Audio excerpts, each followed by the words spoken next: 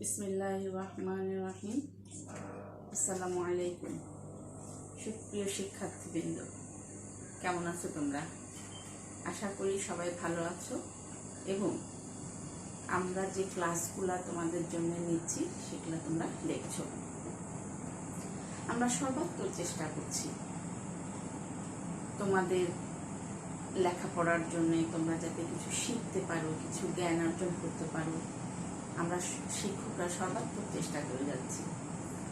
আশা করি তোমরা এই ক্লাসগুলো দেখো, নোট করো এবং বইটা তোমরা দেখো, অর্থাৎ পড়াশোনা করো। জ্ঞান অর্জনের বিকল্প নাই। পবিত্র কোরআনে প্রথমেই যে আয়াতটা এসছে সেটা হচ্ছে কি, জ্ঞান অর্জন করো, তাই না? সেজন্য আমরা ভালো মানুষ হব এবং ভালো মানুষ হতে হলে যেটা সবার আগে প্রয়োজন সেটা হচ্ছে জ্ঞান অর্জন করা। তো আমি আশাবাদী তোমাদের নিয়ে যে তোমরা আমাদের ক্লাসগুলো দেখছো এবং বইয়ের সাথে সম্পৃক্ততা গড়ে তুলছো। যাই হোক, এবার আমরা পড়াশোনায় আসি। আমরা 4র্থ অধ্যায় শুরু করেছি।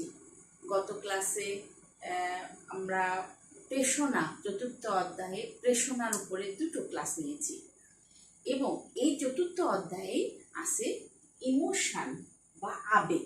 তোমরা খেয়াল করে দেখবে, প্রেষণা শেষ হওয়ার পরে আবেগ শুরু হয়েছে একই অধ্যায়ের মধ্যে।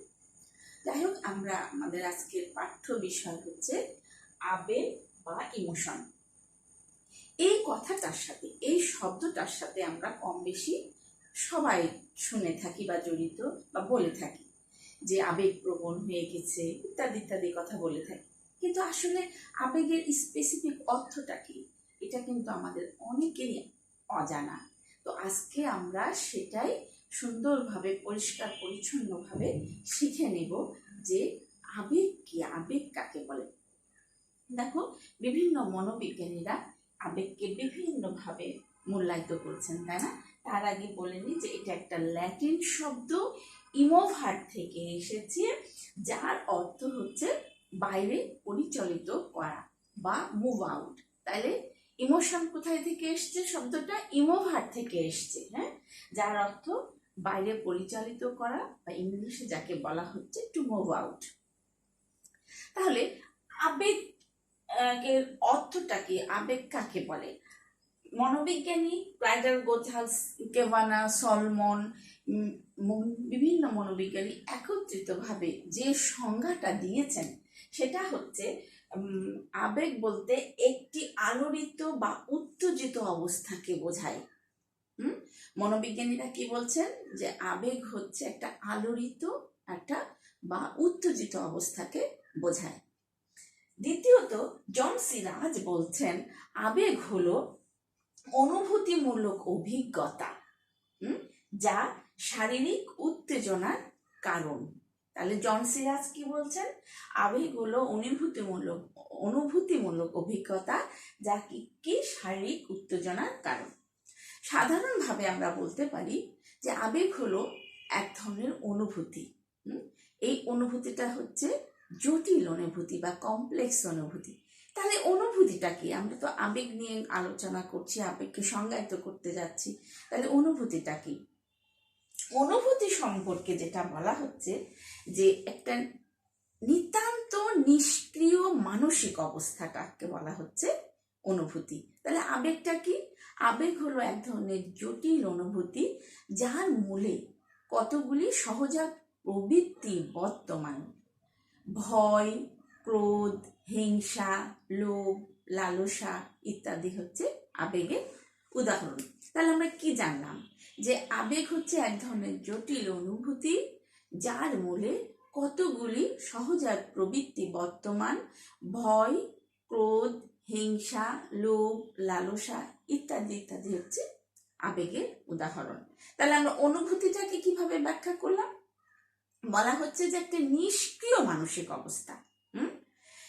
অনুভূতিটা কি বলা হচ্ছে?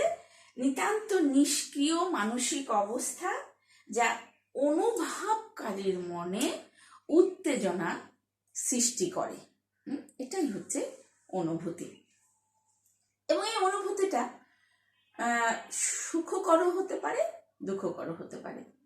তাহলে আবেগের যে সহজাত প্রবৃত্তি আমরা বললাম, যে ভয়, ক্রোধ, হিংসা, লোভ, লালসা ইত্যাদি ইত্যাদি হচ্ছে আবেগের উদাহরণ।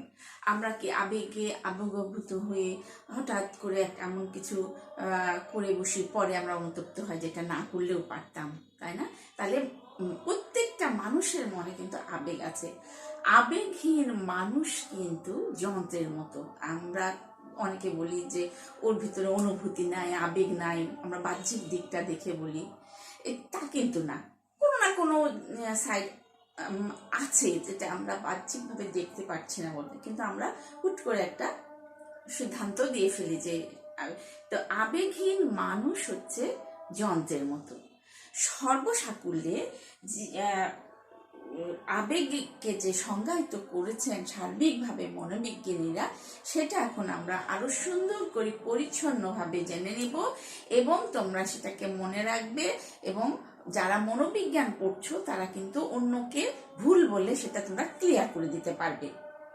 তাহলে কি দাঁড়ালো বা কি বলতে পারি আমরা? উদ্দীপকের সাহায্যে, উদ্দীপক সম্পর্কে আমরা জানি, তাই না? গত ক্লাসে আলোচনা করেছি। উদ্দীপকের সাহায্যে প্রাণীর মধ্যে যে আলোড়ন সৃষ্টি হয়, যা তার অভিজ্ঞতা, আচরণ এবং শারীরিক পরিবর্তনের মধ্যে দিয়ে প্রকাশ পায়, তাকে আবেগ বলে। তাহলে আমরা কি জানলাম? বলা হচ্ছে যে উদ্দীপকের সাহায্যে প্রাণীর মধ্যে যে আলোড়ন সৃষ্টি হয়। মশা কামড়ালে আমরা কি চুপ করে থাকি? তা না, আমরা কিন্তু ওই জায়গাতে আমাদের অটোমেটিক হাতটা চলে যায়, যে আমাদের যে কামড়টা দিল, যে জ্বলতেছে, তো ওই কারণে আমাদের কেউ বলে দেয় না যে মশাটা বসছে মারো, আমাদের কিন্তু হাত অটোমেটিক চলে যায়। তাই যে মশার কামড়, এটা একটা উদ্দীপক। তাহলে উদ্দীপকের ফলে কি সৃষ্টি হচ্ছে? আমাদের একটা অনুভূতি সৃষ্টি হচ্ছে যে আমাকে, আমার কামড় দিয়েছে, আমার জ্বলে যাচ্ছে, অটোমেটিক হাতটা ওখানে চলে যাচ্ছে। তাহলে আমরা উদ্দীপক সম্পর্কে জানলাম। উদ্দীপক হচ্ছে মশার কামড়, এবং আমরা যে হাত দিয়ে মারলাম সেটা হচ্ছে প্রতিক্রিয়া। তাহলে উদ্দীপকের কিন্তু একটা প্রতিক্রিয়া আমরা করলাম।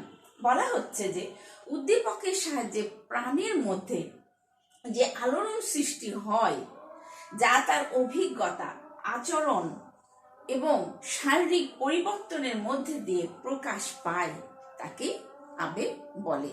বইয়ে সুন্দর করে দেওয়া আছে, তোমরা এটা একদম মুখস্থ করে ফেলবে, আরো ক্লিন হয়ে যাবে। তাহলে এই সংজ্ঞাটাকে যদি আমরা ব্যাখ্যা করি, তাহলে আমরা কি পেলাম? দেখো, আমরা উদ্দীপক পেয়েছি, তারপরে কি পেয়েছি? আলোড়ন সৃষ্টি হয়, তাই না? বা প্রতিক্রিয়া সৃষ্টি হয়। এবং এই প্রতিক্রিয়া সৃষ্টি হওয়ার পর কি হয়? আমরা একটা বিহেভ করি বা একটা আচরণ করি, এবং এই আচরণটা কি হয়? শারীরিক পরিবর্তনের মধ্যে দিয়ে প্রকাশ পায়। আমরা শারীরিক পরিবর্তনটা জানবো এরপরে। তাহলে যে বিহেভটা আমরা করি, এবং বিহেভের পরে কি হয়? আমরা একটা আমাদের ফিজিক্যাল একটা চেঞ্জ আসে, একটা শারীরিক পরিবর্তন আসে, তাকেই হচ্ছে আবেগ বলে। তাহলে আমি যেমন বললাম যে আবেগ এক ধরনের জটিল অনুভূতি, যার মূলে কতগুলি সহজাত প্রবৃত্তি বর্তমান। এটাও যেমন আবেগের সংজ্ঞা, ঠিক তেমনি উদ্দীপকের সাহায্যে প্রাণীর মধ্যে যে আলোড়ন সৃষ্টি হয়, যা তার অভিজ্ঞতা, আচরণ এবং শারীরিক পরিবর্তনের মধ্য দিয়ে প্রকাশ পায়, তাকে আবেগ বলে। তাহলে আবেগ সম্পর্কে কিন্তু আমরা ডিটেলস জানলাম। এরপরে এখন আমরা জানবো যে আবেগের যে শারীরিক ভিত্তি আছে, যে কোনো জিনিসের একটা স্ট্রাকচার থাকে, তাই না? তাহলে আবেগেরও একটা শারীরবৃত্তীয় ভিত্তি আছে। সেই জিনিসগুলো আমরা এখন জেনে নিব, যে সেই শারীরবৃত্তীয় ভিত্তিটা কি। আবেগের শারীরবৃত্তীয় ভিত্তির মধ্যে যেগুলি আসে, আমরা তোমাদের শুধু পয়েন্টগুলা জানিয়ে দিব। পয়েন্ট ব্যাখ্যা করতে গেলে আমাদের সময়ে কুলায় না, আমাদের যে ভিডিওটা করতে হয় এটা কুলায় না। আমরা পয়েন্টটা সাবলীলভাবে তোমাদের বোঝানোর চেষ্টা করব, আর বাকিটা তোমরা বইয়ে দেখে নেবে, এবং দেখবা যে অনেক সুন্দর ক্লিন হয়ে গেছে তোমাদের কাছে। আর এর মাঝে যদি কোনো সমস্যা সৃষ্টি হয়, আমাদেরকে মেসেজ দেবে, ফোন দিবে, আমরা তোমাদেরকে পরবর্তী ক্লাসে এটা সমাধান করে দেওয়ার চেষ্টা করব। তাহলে আমরা এখন শারীরবৃত্তীয় ভিত্তিটা দেখব। আবেগের শারীরবৃত্তীয় ভিত্তির মধ্যে যেটা আসে সেটা হচ্ছে হৃৎপিণ্ডের ক্রিয়া বাড়িয়ে দেয়। হৃৎপিণ্ডটা কি আমরা জানি, তাই না? বলা হচ্ছে যে হৃৎপিণ্ডের ক্রিয়া বাড়িয়ে দেয়, 1। 2 নম্বর হচ্ছে শ্বাসযন্ত্রে ক্রিয়া বাড়ায়। আমরা যে শ্বাস প্রশ্বাস নিই সেটাকেই বলা হচ্ছে শ্বাসযন্ত্র। শ্বাসযন্ত্রে ক্রিয়া বাড়িয়ে দেয়। আর কি করে? পরিপাক ক্রিয়ার ক্ষেত্রে বাধা সৃষ্টি করে। আমাদের যে পরিপাক তন্ত্র আছে, তাই না, যে খাবার ডাইজেশনটা হয়, সেটাকে বলা হচ্ছে পরিপাক তন্ত্রের ক্রিয়া বাড়িয়ে দেয়। এটা কোন সময় হয়? বলা হচ্ছে যখন আমরা আবেগাভূত হই, তখন এই জিনিসগুলো আমাদের ভিতরে হয়ে থাকে। এটাকে বলা হচ্ছে শারীরবৃত্তীয় ভিত্তি। 4 নাম্বার, রক্তের চাপ বাড়িয়ে দেয়। 5 নাম্বার, চোখের মনি বড় করে। অর্থাৎ আবেগের সময় আমাদের চোখগুলা, আমরা কোনো একটা খবর শুনলে যেটা অপ্রত্যাশিত, আমরা কি করি? অনেক সময় চোখটা বড় বড় করি। এটাকেই বলা হচ্ছে যে চোখের মনিকে বাড়িয়ে দেয়, বড় করে। 6 নাম্বার, ঘামের মাধ্যমে শরীর থেকে দূষিত পদার্থ বের করে দেয়। অর্থাৎ এমন একটা খবর শুনলাম যেটা আমরা শুনে আমরা ঘামতে শুরু করেছি, সেটাকেই বলা হচ্ছে ঘামের মাধ্যমে শরীর থেকে দূষিত পদার্থ বের করে। 7 নাম্বার, অ্যাড্রিনাল গ্রন্থি থেকে অ্যাড্রিনালিন হরমোন ক্ষরণ করে।